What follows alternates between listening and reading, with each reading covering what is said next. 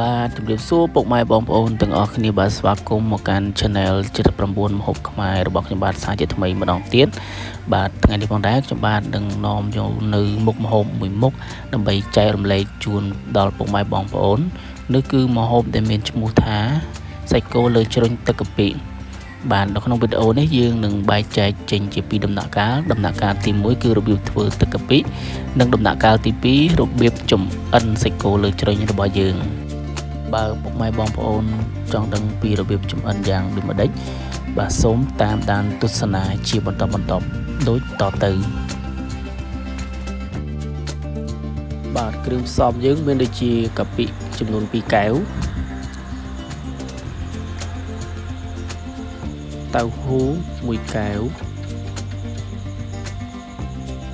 ស្ករត្នោត500ក្រាមទឹកដោះគោខាប់500ក្រាមទឹកក្រូចឆ្មា500ក្រាមខ្ទឹមក្រហម500ក្រាមខ្ទឹមស500ក្រាមម្ទេសហឹរ300ក្រាមម្សៅស៊ុប100ក្រាមប៊ីចេង100ក្រាមបាទចំពោះជំហានដំបូងយើងរៀបចំបាទធ្វើទឹកកាពិរបស់យើងបាទខ្ទឹមសខ្ទឹមក្រហមបងប្អូនបាទកិនជាមួយនឹងម៉ាស៊ីនទឹកក្រឡុកក៏បានបាទចិញ្ច្រាំក៏បានបាទតៅហ៊ូបាទយើងយកមកកិនជាមួយនឹងម៉ាស៊ីនទឹកក្រឡុកឲ្យម៉ត់ល្អបាទដើម្បីយកទៅបាទផ្សំធ្វើជាបាទជាមួយនឹងទឹកបាទកាពិរបស់យើងបាទ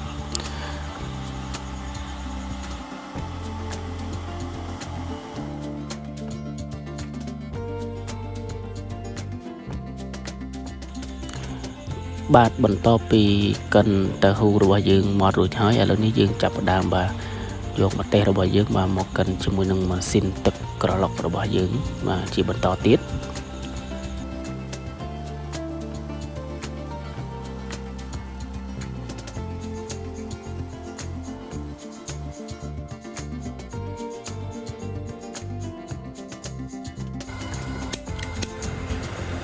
បាទឥឡូវនេះយើងចាប់ផ្ដើមបាទបើកភ្លើងបាទដាក់ខ្ទះរបស់យើងដាក់ប្រេងឆាចូលដើម្បីបាទលីងខ្ទឹមសបាទនិងខ្ទឹមក្រហមបាទដើម្បីឲ្យមានក្លិនឈ្ងុយល្អបាទ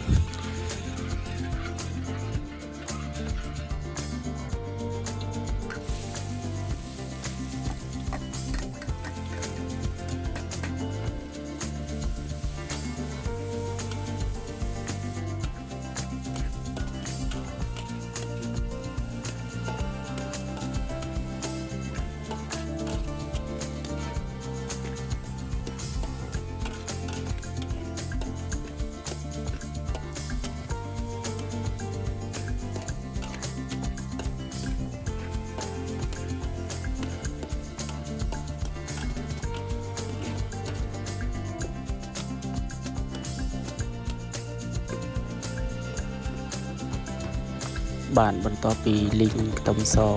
មុនមួយសន្ទុះហើយឥឡូវនេះយើងចាប់ផ្ដើមមកចាក់ខ្ទឹមក្រហមរបស់យើងចូលដើម្បីលីងជាបន្តទៀតបាទ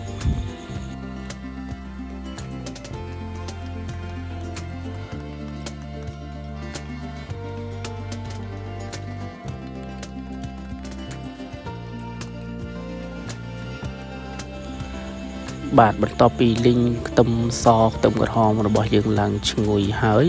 ឥឡូវនេះយើងចាប់ផ្ដើមយកកាពិរបស់យើងមកចំនួន2កែវ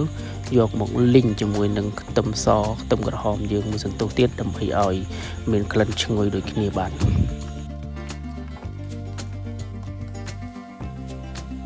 បាទឥឡូវនេះយើងចាប់ផ្ដើមបាទចាក់ទឹក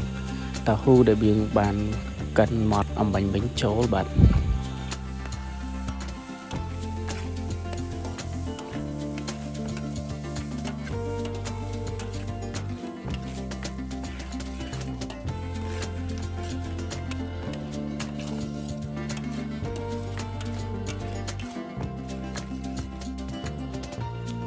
បាទឥឡូវនេះយើងចាប់ផ្ដើមបាទដាក់ស្ករត្នោតរបស់យើងចំនួន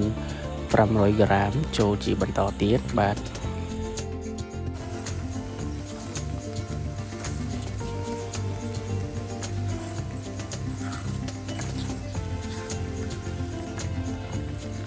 ឡូវយើងចាប់ផ្ដើមដាក់ម្ទេសដែលយើងបានកិនម៉ត់ស្រេចហ្នឹងបាទចូលជាបន្តទៅទៀតទៅបាទពុកម៉ែបងប្អូនទាំងអស់គ្នា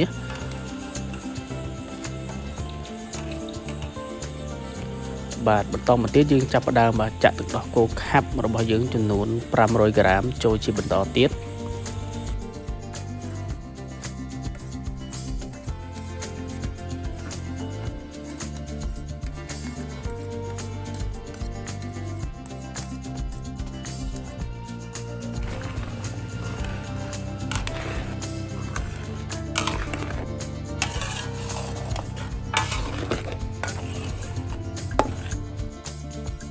បាទឥឡូវនេះខ្ញុំបាទដាក់ម្សៅស៊ុបចូលចំនួន100 ក្រាម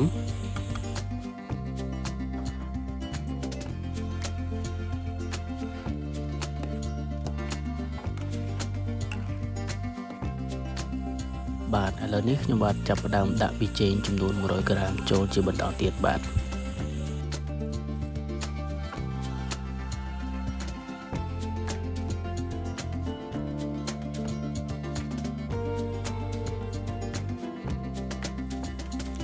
បាទឥឡូវនេះចាប់ផ្ដើមចាក់ទឹកក្រូចឆ្មាចូលជាបន្តទៀតបា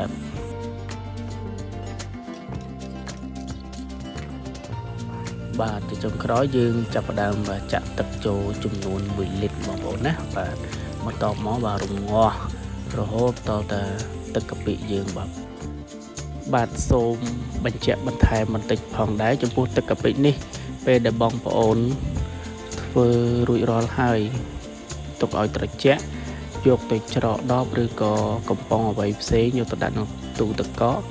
បាទអាចរក្សាសម្រាប់ទុកប្រើប្រាស់បានរហូតទៅដល់10ថ្ងៃផងដែរ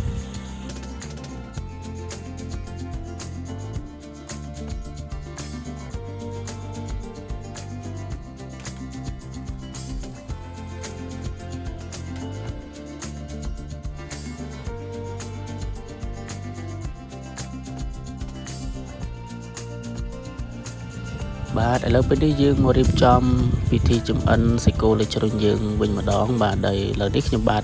មានសាច់គោមួយបន្ទះទម្ងន់300 ក្រាមបាទខ្ទឹមសចិតជាបន្ទះបាទគល់ស្លឹកខ្ទឹមបាទមានគ្រឿងផ្សំរសជាតិដូចជាប៊ីចេងម្សៅស៊ុបស្ករត្នោតប្រេងខ្យងនិងប៊ឺបាទ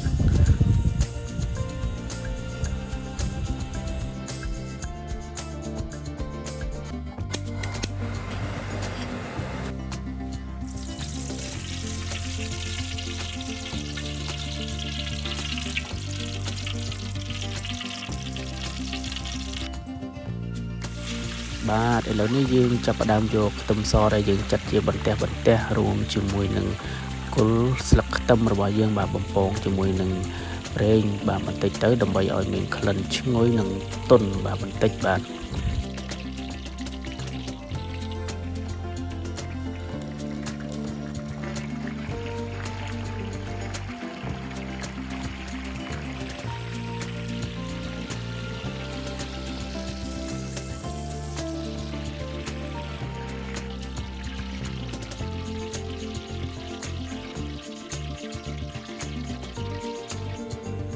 ឥឡូវនេះយើងយកសាច់គោរបស់យើងបាទយកកាំបិតចុងស្រួចមក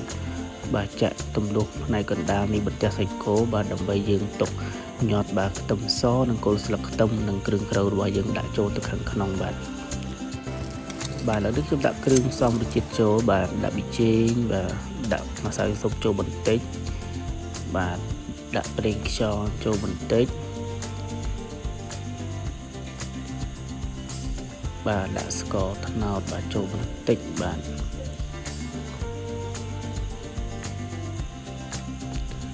ចុងក្រោយយើងដាក់ប៊ឺចូលបាទបន្ទាប់ពីដាក់ប៊ឺរួចយើងមកចាប់ផ្ដើមច្របល់បាទគ្រឿងក្រៅរបស់គ្នាយើងឲ្យបាទរលាយបាទសព្វចូលគ្នាបានល្អទៅពុកម៉ែបងប្អូនទាំងអស់គ្នា ប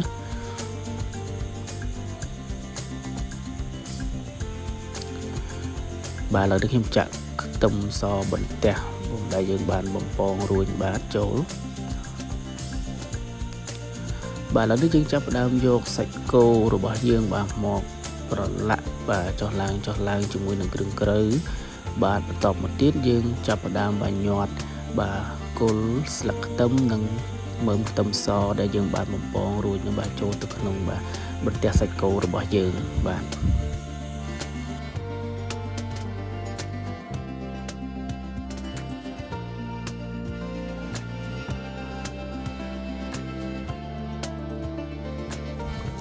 bà để lớn nó dương chập đam vô sạch cô để dươngប្រឡាក់រួយរាល់បាទយកមកអាំងពុកម៉ែបងប្អូនទាំងអស់គ្នាបាទ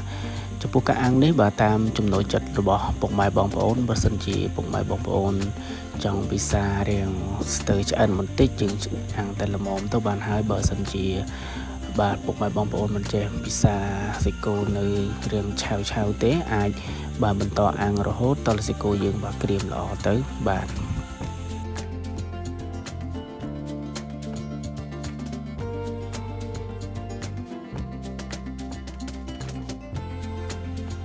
បាទឥឡូវនេះឃើញថាសាច់គោលើជ្រុញរបស់យើងបានរៀបចំចម្អិនរួចរាល់ហើយពុកម៉ែបងប្អូនទាំងអស់គ្នាបាទចំពោះបន្លែញ៉ាំជាមួយសាច់គោលើជ្រុញនេះផងដែរ